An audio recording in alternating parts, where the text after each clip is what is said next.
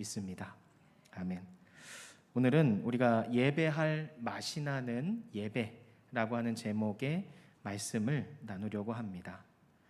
오늘 본문을 보면 참된 안식, 사랑, 그리고 행복을 갈망해 왔던 사마리아 여인이 예수님을 만나는 장면이 나오죠. 그리고 이 여인에게 예수님은 참 예배의 조건을 말씀해 주십니다. 하나님은 영이시니 예배하는 자가 영과 진리로 예배드려야 한다라는 겁니다. 사마리아 여인은 어디에서 드리는 예배가 진짜 예배인지를 지금 고민하고 있는 거죠. 왜 이런 고민을 하고 있냐면 당시의 시대상에 남유다와 북이스라엘, 원래는 이스라엘이 한 나라였죠. 그런데 남유다 북이스라엘로 나뉘게 되면서 이제 남유다에 예루살렘이 있고 그곳에 성전이 딱 한 곳이 있는 건데, 그 당시까지만 해도 성전은 한 곳이고 이 성전에서만 예배를 드려야 한다라고 했기 때문에 북이스라엘에 있던 이 백성들이 예배를 드리기 위해서 자꾸 남유다로 갔다가 왔다 갔다 하면서 실제로 넘어가기도 하고 이런 일들이 비일비재했던 거죠. 그래서 북이스라엘에서는 얘네들이 이러다가 자칫하면은 우리가 백성들을 다 뺏기겠다 싶어가지고 북이스라엘에 자신들만의 또 성전을 만들어 놓게 되죠. 그래서 여기에서 예배드려, 괜찮아, 이런 상황이었던 겁니다. 그런데 당시의 종교 지도자들은 그래도 성전은 한 곳이기 때문에 예루살렘에 있는 성전에서 예배를 드려야 한다라고 이렇게 공공연하게 얘기해왔던 거죠. 그래서 이제 북이스라엘에 지금 거주하고 있는 이 사마리아 여인은 도대체 어디에서 드리는 것이 정말 참 예배인가 라고 고민을 하는 겁니다. 그런데 이 사마리아 여인의 고민을 잘 우리가 살펴보면 본질을 고민하기보다는 외적인 형태를 지금 고민을 하고 있죠. 그러나 예수님께서는 이런 외적 형태에 대한 답이 아니라 영과 진리라고 하는 본질적인 문제로 접근해야 한다라는 것을 분명히 사마리아 여인에게 답을 해주고 계십니다. 즉 예배의 초점을 어디에 두어야 하는가에 대해서 사마리아 여인의 관점을 바꾸어 주시려고 하는 거죠. 예배의 초점이 어디에 있는가에 따라 생명력이 넘쳐 흐르는 예배가 될 수도 있고 형식만 남은 쭉정이 같은 예배가 될 수도 있기 때문입니다. 그래서 오늘날 우리의 모습을, 상황을 한번 돌아보면 혹시 우리는 지금 예배가 진부하다고 느끼고 있지 않은지, 그래서 뭔가 새로움이 오늘날 우리 예배 가운데 필요하다고 느끼고 있지 않은지, 만약에 무엇인가가 필요하다고 한다면 도대체 그 새로운 것은 무엇이 되어야 할까? 이런 생각을 한 번쯤은 해보셨는지 궁금합니다. 그렇다면 그 새로움은 예배의 형태가 될까? 아니면 예배의 어떤 형태, 구성, 내용 무엇이 될까? 사실 역사가 흐르면서 예배에 대한 형태, 어떠한 태도, 구성, 내용 이런 거는 많이 바뀌어 왔어요. 초대교회 그 예배의 형태와 오늘날의 예배의 형태는 정말 많이 다르죠. 드럼이라든지 기타, 피아노 이런 다양한 악기가 쓰이지도 않았고, 그런데 오늘날에는 우리가 그것을 당연하게 받아들이고 있는 상황인 거죠. 그만큼 많은 변화가 있어 왔다라는 겁니다. 그런데 이렇게 외적인 것만 바뀌어서는 사실 의미가 없어요. 예수님도 지금 그런 외적인 형태, 공간의 변화에 대해서만 집중할 것이 아니라 본질로 접근해야 된다라고 분명히 말씀을 하셨잖아요. 그래서 외적인 형태의 변화만이 아니라 동시에 본질에 대한 변화도 일어나야 한다라는 것을 말씀을 하고 계신 겁니다. 그래서 24절에 하나님은 영이시니 예배하는 자가 영과 진리로 예배할지니라. 이 말씀처럼 영적으로 우리가 먼저 변해야 한다라는 거죠. 마치 우리가 시험 공부를 하려면 사실 뭔가 동기부여가 돼야 시작을 하잖아요. 우리가 뭔가 마음을 먹어야, 뭔가 할 만한 거리가 생겨야 우리가 시험 공부를 시작하는 것처럼 뭔가 재미가 있어야, 계기가 생겨야 운동이나 일을 우리가 시작을 하듯이 하나님을 예배한다는 것은 영적인 변화라는 동기부여가 있어야 그때 예배할 맛이 나는 우리가 진심으로 드리는 예배가 될 수 있다라는 거죠. 그렇다면 이 영적인 변화가 일어나는 것이 무엇이냐? 이 영적인 변화라는 것이 뭘 의미하느냐가 또 중요할 것입니다. 이 영적인 변화라는 것은 성령으로 내가 변해야 한다는 것을 뜻하는 겁니다. 성령이 임하면 내가 예배함에 거리낌이 없어지고 기쁨이 생기고 즐거움과 은혜가 넘치게 되는 거죠. 세상이 나를 힘들게 한다 할지라도 그저 나는 하나님을 예배하는 것이 그 순간순간 기쁘고 즐겁고 웃음이 넘쳐 흐르는 겁니다. 뭐가 있으면? 성령이 내 안에 내주하시면, 성령이 충만하면 우리 안에 예배할 맛이 나는 기쁨이 넘쳐 흐르게 된다는 사실을 믿으시길 축원합니다. 그렇다면 성령이 우리 안에 내주하시기 위해서 우리가 무엇을 해야 하는가가 또한 중요하겠지요. 무엇을 해야 하냐면 첫째로는 나를 완전히 비우고 성령을 초청, 갈망해야 합니다. 시편 42편 2절에 내 영혼이 하나님 곧 살아계시는 하나님을 갈망하나니 내가 어느 때 나아가서 하나님의 얼굴을 배울까? 이렇게 말씀합니다. 이 목마른 사슴이 물을 찾아 갈망하는 것처럼 우리가 성령을 갈망할 때 우리 안에 성령을 부어주시는 거죠. 성령은 인격적인 하나님이세요. 하나님이 우리 안에 그래서 들어오시는 겁니다. 교회의 직분이나 건물 이런 것은 본질이 아니라 그릇입니다. 그렇다고 그릇이 중요한 건 아니에요. 그러나 본질이 없는 그릇은 아무짝에도 쓸모가 없는 겁니다. 성령이 그래서 우리에게 임하는 것이 교회의 본질이고 우리 신앙의 본질이 될 수 있다는 겁니다. 그래서 하나님의 영이 우리에게 속히 오시기를, 매일같이 내 안에 내주하시기를 성령이 우리가 오시기를 바라야 한다는 거죠. 이것을 위해서 나의 의지를 버리고 온전히 하나님의 영으로만 채워지기를, 그래서 내 의지로 내가 살아가는 것이 아니라 예수 그리스도의 의지로 성령의 이끄심대로 내가 살아가기를 갈망해야 할 줄 믿습니다. 그리고 둘째로 성령이 함께 하시려면 우리가 무엇을 해야 하느냐? 인간적인 잡동사니들을 내 안에서 제거해야 됩니다. 이 얘기는 무엇이냐면 내가 했어, 내가 했어 라고 하는 이런 것들을 버려야 한다는 거죠. 내가 주체가 돼서 뭔가 했어, 내가 하나님의 일을 이렇게 했어 라고 은연중에 나도 모르게 생각되는 그런 것들을 계속해서 끄집어내서 버려야 한다는 거죠. 사도행전 10장 38절에 하나님이 나사렛 예수에게 성령과 능력을 기름 붓듯 하셨음에 그가 두루 다니시며 선한 일을 행하시고 마귀에게 눌린 모든 사람을 고치셨으니 이는 하나님이 함께 하셨음이라. 아멘. 이 말씀을 보면 하나님의 일이라고 하는 것은, 선한 일은 내가 할 수 있는 것이 아니라는 걸 알 수가 있죠. 하나님이 함께 하셔야 하나님의 일을 할 수 있는 겁니다. 나도 하나님의 일 많이 했어. 내가 나 때는 말이야 이런 거 했었지. 이거 내가 이런 거 다 한 거야. 그렇게 고백하고 은연중에 생각하게 되는 것이 잘 돌이켜보면 나도 모르게 내가 했어라고 하는 그런 내 의지적인 고백, 주님이 하셨어라는 그런 신앙적 고백이 아니라 내가 했어라고 하는 나의 의지적 고백, 나의 업적이 되어버릴 수도 있다는 거죠. 그래서 나의 본심이 나도 모르게 그렇게 드러날 수 있다는 겁니다. 뭐가 없으면 하나님의 성령이 내 안에 내주하지 않으시면, 내 안에 잡동사니들을 계속해서 버리지 않으면 나도 모르는 새에 정말 내 의지대로만 살아가는, 성령이 함께 하시지 않는 그런 인간이 되어버릴 수 있다는 겁니다.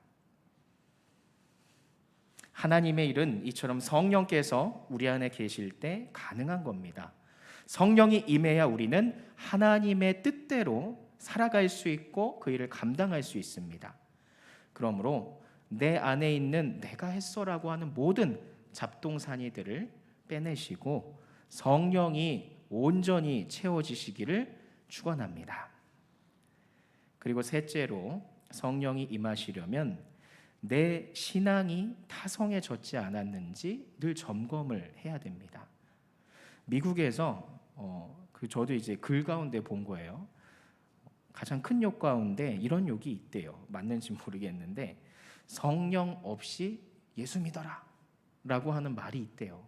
저는 잘 모르겠는데 아무튼 있다고 하는데 이 말의 뜻을 잘 보면 성령의 은혜를 경험하지 않으면서 열심히 교회 다니고 예수 믿는다라고 하는 것을 비꼬는 그런 말이 되겠죠. 너 예수 믿는다며, 너 교회 다닌다며, 하나님의 일을 한다며, 근데 왜 너한테 성령이 없어? 이렇게 비꼬는 그런 말이라는 거죠. 그러므로 내가 성령님을 갈망하고 있는지, 내 마음을 비우고 성령님을 초청을 하고 있는지 우리가 수시로 점검해야 하는 거예요. 왜? 우리는 죄 가운데 빠져 있는 인간이기 때문에 본능적으로 하나님으로부터 멀어지려고 하는 죄의 습성을 갖고 있습니다. 하나님으로부터 멀어진다는 것은 하나님의 영이 우리에게 들어오시지 못하게 우리가 이제 밀어내고 있다는 뜻도 될 수 있겠죠. 그러므로 늘 점검해서 내 안에 성령이 정말 함께하고 계시는지, 내 안에 이 잡동사니들을 제거해서 정말 성령께서 내 안에 내주하시기 정말 합당한 그런 모습으로 내가 살아가고 있는지, 이런 점검의 과정들을 끊임없이 해야 한다는 거죠. 예배를 통해서 말씀의 묵상과 기도의 과정, 이런 것들을 통해서 말이죠. 그러므로 우리 성진교회 성도님들께서는 모든 잡동사니들을 빼내고 성령이 충만히 늘 함께 하셔서 예배할 맛이 나는 예배를 누리는 우리 성진교회 성도님들이 되시기를 축원합니다. 일전에 목사님께서도 주일 예배 가운데 성령 충만한 모습이 어떤 모습인지에 대해서 예화를 잠깐 들으셨던 적이 있어요. 저도 제가 함께 사역했던 목사님이 자신이 성령 충만했을 때, 성령 세례를 받았을 때 이런 모습이었어, 이런 느낌이었어 라고 하는 것을 얘기해 주신 적이 있어요. 저도 이제 성령 충만을 경험을 해봤지만 그 목사님의 간증을 잠시 나누려고 합니다. 이 목사님께서는 목회자 자녀세요. 우리 교단에 아주 유명하신 목사님의 아드님이시죠. 근데 어려서부터 교회에서 자란 목회자 자녀들의 특징은 커가면서 사춘기 때 많이 방황을 하는 경우가 많이 있습니다. 왜냐하면 교회 안에서 목회자 자녀라고 하면 어떻게 살아야 돼? 너는 그러면 안 되지. 너는 100% 이렇게 올바르게 커야지 라고 하는 말은 안 해도 무언의 압박들이 있는 거죠. 그래서 자기는 이것도 해보고 싶고 저것도 해보고 싶고 하는데 자꾸 이제 강요받는 것 같으니까 방황을 하게 되는 거예요. 그래서 이 목사님도 마찬가지였던 거죠. 그래서 자신도 이제 반항의 의미로 머리도 진짜 엉망진창으로 염색을 하기도 하고, 옷도 최대한 불경건하게 찢어진 거 입고 오고, 지금은 그런 걸 많이 안 가리지만 2000년대 초반까지만 해도 그런 게 있었죠. 온갖 교회에서 이렇게 이렇게 손가락질 할 만한 그런 것들을 일부러 하고 다녔다라는 거예요. 교회에서 사고도 치고. 그런 목사님이 수련회를 매 시즌마다 피해 다녔던 거예요. 가기 싫으니까. 그러다 이제 고등학생이 되어서 어쩔 수 없이 한번 끌려갔던 적이 있대요. 본인의 표현에 의하면 끌려가서 이제 산속에 있는 기도원으로 이제 잡아서 들어가고 있는데, 그 예배당을 들어가면서 산을 이렇게 봤는데 어찌나 그 산이 화가 나 있는 것 같고 자신을 비웃는 것 같고 얼마나 보기 싫은 모습인지 정말 끔찍했대요. 그 기도원 주변에 있는 산, 풍경들 모두가 다 싫었던 거죠.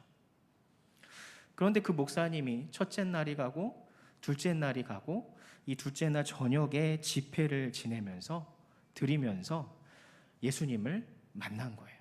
성령이 충만한 거죠. 그래서 늦게까지 기도하고 가장 마지막 자리 은혜의 자리를 섬기다가 아주 새벽녘에 나온 거예요. 기도하고 딱 들어가기 전에 정말 싫었던 그 풍경을 딱 다시 봤는데 그 산을 딱 보는 순간 이런 생각이 들었대요. 산이 날 향해 웃고 있네. 들어오기 전에는 나에게 비난하고 찌푸린 것 같은 저 산이 나를 향해 웃고 있네. 그리고 저 산이 두 팔 벌려서 나를 안아주는 것 같다라는 느낌을 들었대요. 그러면서 그 목사님이 한 달이 넘는 시간 동안 계속해서 울면서 회개하고 길 가다가도 울면서 앉아서 회개하고 길 가는 꽃 동물을 보더라도 너희들도 이렇게 먹이시는데 나를 하나님이 이끌지 않으실까? 라고 하는 고백을 하면서 한 달 동안 울고 다니셨다라는 거예요. 여러분, 성령이 충만하고 성령 세례를 받은 사람에게는 모든 것이 아름다워 보이는 놀라운 일들이 일어나는 겁니다. 그런 사람은 예배가 어떻겠습니까? 기다려지겠죠? 예배가 어떻겠습니까? 정말 만나와 같이 느껴지겠죠? 생명을 주는 것처럼. 그래서 무엇이 나겠습니까? 예배할 맛이 나는 그런 예배를 성령 충만한 사람은 드릴 수 있다라는 거죠. 성령이 충만하면 그래서 예배가 간절해지고 기다려지고 기도가 자연스럽게 뜨거워지고 그의 행동이 하나님 앞에 조심스러워지고 그의 선행이 계속해서 늘어나게 되는 겁니다. 뭐 하면? 성령이 충만하면. 그래서 성령 충만이 이와 같이 중요하다라는 거죠. 다음으로 이 성령의 임재와 함께 따라가야 하는 것이 있습니다. 뭐냐면 예수님이 영과 다음에 진리라고 말씀하셨죠. 이 진리는 하나님의 말씀을 뜻합니다. 여러분, 신앙에는 균형이라는 게 굉장히 중요합니다. 성령의 임재로 하나님의 역사를 경험했다라고 한다면 반드시 하나님의 말씀이 함께 따라가야 합니다. 성령과 하나님의 말씀 이 두 가지 중에 하나에 치우치게 된다면 그 신앙은 균형을 잃게 되고 하나님이 기뻐하시는 온전한 신앙의 모습이 될 수 없다라는 거죠. 여러분, 왜 이단이 됩니까? 어느 한쪽에 치우쳤기 때문에 이단이 되는 겁니다. 추구하지 말라는 것이 아닙니다. 추구하되 균형 잡힌 신앙을 추구하라는 거죠. 그러므로 이 균형을 잃게 되면 예배할 맛이 나지 않겠죠. 편협한 자신의 시각으로 모든 것을 해석하게 되고 하나님으로부터 결국은 멀어지게 되고 무의미한 그런 예배를 드릴 수밖에 없게 된다는 거죠. 하나님의 계시는 주로 성경을 통해 이루어진다는 사실을 기억하시기 바랍니다. 물론 하나님이 나에게 어떤 깨달음, 음성을 통해 내 마음에 주실 수 있어요. 그런데 그것마저도 우리는 성경에 기반해서 해석을 해야 하는 것이지 그렇지 않고 그저 나의 감으로 해석을 하게 되면 그것은 잘못된 해석으로 하나님의 뜻과는 전혀 다른 방향으로 흘러갈 수도 있다는 거예요. 그래서 성령의 충만한 경험과 그리고 말씀에 대한 꾸준함이 함께 균형 잡혀야 우리가 그런 우를 범하지 않고 우리가 신앙을 유지해 나갈 수 있다는 거죠. 제가 주일에 설교 가운데 이 사도 바울이 로마로 가는 것에 대해서 바울과 그 동역자들이 동일한 성령의 계시를 받았는데 그 해석이 전혀 다른 것을 말씀드렸잖아요. 마찬가지로 하나님이 우리에게 보여주시는 깨닫게 하시는 것들을 만약 우리가 우리의 머리로만 감으로만 판단해서는 안 된다라는 거죠. 하나님의 말씀을 근거로 해서 우리가 함께 고민해야 하는 것이지 절대로 어떤 성경의 근거 없이 나의 감대로 내가 알고 있는 지식대로 하나님이 주시는 음성에 대해서 마음에 대해서 내 멋대로 해석해서는 안 된다라는 겁니다. 그래서 성경을 꾸준히 묵상을 하고 성경에 대해서 하나님의 말씀을 풀어주는 설교를 우리가 집중해서 듣고 목회자에게 필요할 때 상담을 요청해야 하는 이유가 여기 있는 겁니다. 그러므로 여러분의 머리로 의지로만 하나님이 깨닫게 하시는 것들을 자의적으로 해석하지 마시고 반드시 말씀에 근거해서 때로는 목회자에게 상담을 하는 것을 통해서 하시기를 부탁을 드립니다. 이처럼 하나님의 말씀에 대해서 조금만 진지하게 우리가 다가서면 하나님이 우리에게 뭘 원하시는지, 나에게 무엇을 말씀하시는지 더 구체적으로 알 수 있게 됩니다. 지금까지는 이럴 수 있어요. 그저 내 감에 의해서 아마 하나님이 이렇게 말씀하시는 것 같아. 여기에서 끝났다고 하면 이제부터는 요즘 하나님의 말씀이 이런 말씀을 내게 주시는데 이렇게 하라고 하시는 것 같아. 이것이 아니라 하나님이 나에게 이런 말씀들을 계속해서 보여주시는데 목사님과 이야기해봤더니 그것에 대해서 잘 묵상을 해봤더니 지금 나에게 이렇게 순종하라고 말씀하시는 것 같아. 이런 성도가 되어야 한다는 거죠. 그저 내 감에 의해서가 아니라 하나님의 말씀에 근거해서 신앙의 성장을 이루어야 된다는 겁니다. 저의 성경책 맨 앞장에는 에베소서 1장 17절에서 19절의 말씀을 제가 붙여놨어요. 이 에베소서 1장 17절에서 19절의 말씀은 이와 같습니다. 우리 주 예수 그리스도의 하나님 영광의 아버지께서 지혜와 계시의 영을 너희에게 주사 하나님을 알게 하시고 너희 마음의 눈을 밝히사 그의 부르심의 소망이 무엇이며 성도 안에서 그 기업의 영광의 풍성함이 무엇이며 그의 힘의 위력으로 역사하심을 따라 믿는 우리에게 베푸신 능력의 지극히 크심이 어떠한 것을 너희로 알게 하시기를 구하노라. 아멘. 저는 성경을 묵상하기 전에 이 말씀을 먼저 묵상하고 기도합니다. 말씀을 위해서. 이 말씀에는 어떠한 내용이 있냐면 하나님의 말씀을 묵상할 때 하나님의 말씀을 깨닫게 하시기를, 내가 무엇을 해야 할지를 알게 하시기를, 그리고 하나님의 능력을 이 말씀을 통해서 경험하게 하시기를, 하나님이 나에게 베푸신 은혜가 무엇인지 알게 하시기를 이라고 하는 이런 바램들이 함축이 되어 있는 말씀이에요. 그래서 이와 같은 바램을 가지고 성경을 묵상하려고 저는 이 말씀을 한 10년 전부터 계속 붙여놓고 묵상을 해왔던 것 같아요. 여러분도 이 에베소서 1장 17절에서 19절의 말씀처럼 성경을 묵상할 때 간절한 바램을 가지고 갈망을 하면서 묵상하셨으면 좋겠어요. 여러분, 어차피 우리 하나님께 예배 드릴 거, 정말 예배할 맛이 나는 그런 예배를 드려야 하지 않겠습니까? 영혼 없는, 기쁨 없는, 생동감이 없는 그런 예배가 아니라 정말 내 눈앞에서 생수의 강이 막 흘러넘치고 정말 내가 기뻐서 뛸 수 있고 찬양할 수 있고 정말 내가 이 자리에 걸을 수 없어도 기어서 올라와서라도 예배를 드리고 싶은 마음이 흘러넘치는 듯한 그런 예배를 드려야 하지 않겠어요? 그런 예배를 드리려면 오늘 사마리아 여인에게 예수님께서 말씀하신 것처럼 영과 진리로 예배해야 할 줄 믿습니다.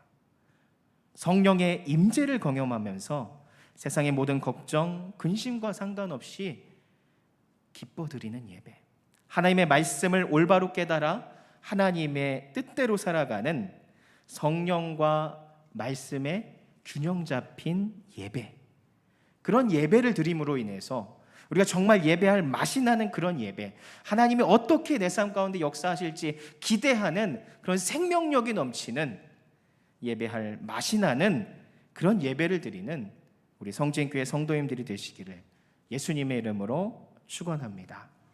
기도합니다.